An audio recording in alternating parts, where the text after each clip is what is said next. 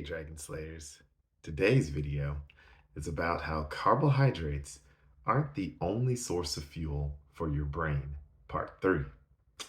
I suggest, as always, that you guys do as Dr. Berry does.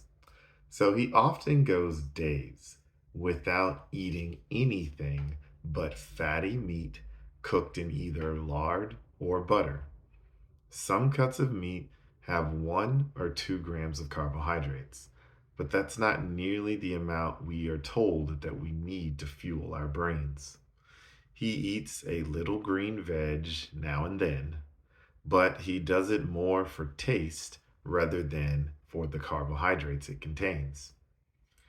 He has been low carb or zero carb for so long that his brain has adapted very well to burning fat as fuel. And his liver makes all the glucose his body needs for other functions on a moment's notice. Your body can do this too. So, some other sources that Dr. Berry recommends you check out. Even though your doctor or dietitian might tell you your brain needs lots of carbs to function well, millions of people are doing great on a ketogenic diet. Here are 2 resources to help you understand just what the body needs and what it does not. The first one is a book. It's called Real Food Keto: Applying Nutritional Therapy to Your Low Carb, High Fat Diet. It's by Jimmy Moore and Christine Moore, and it was published in 2018. This excellent resource helps you formulate an ancestrally appropriate ketogenic way of eating. The second book that Dr. Berry recommends is called Eat Rich, Live Long: Mastering the Low Carb and Keto Spectrum for Weight Loss and Longevity by Ivor Cummings and Jeffrey Gerber. They're both medical doctors, and it was published in 2018. So, this book, you will learn about the root causes of chronic disease and the diet that will prevent you from having them. Now, there are, like with anything, genetic limits to how many carbohydrates a person can have in a day. Some people can get away with 100, 150, 200. Some people can even have 300 grams daily and have no consequence.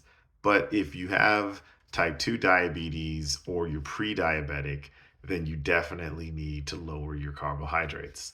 I think of carbs personally like I think of money. You don't want to waste your money on things that you don't really love and don't really enjoy. So, for instance, I will eat a burger without the bun, but then I might have a a few onion rings because I really wanted the onion rings, but I could eat the bunless burger no problem.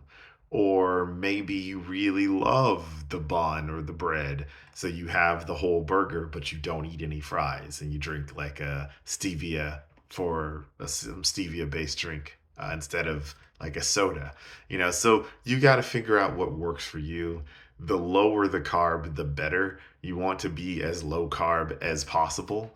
And so when you do choose to eat carbs, make sure that it's exactly what you want, because the more satisfying something is, the easier it will be to stick to anything. Another one of my things is popcorn. I personally love, love, love popcorn, but I only allow myself to have it maybe once a month, at the most once every 2 to 3 weeks or so.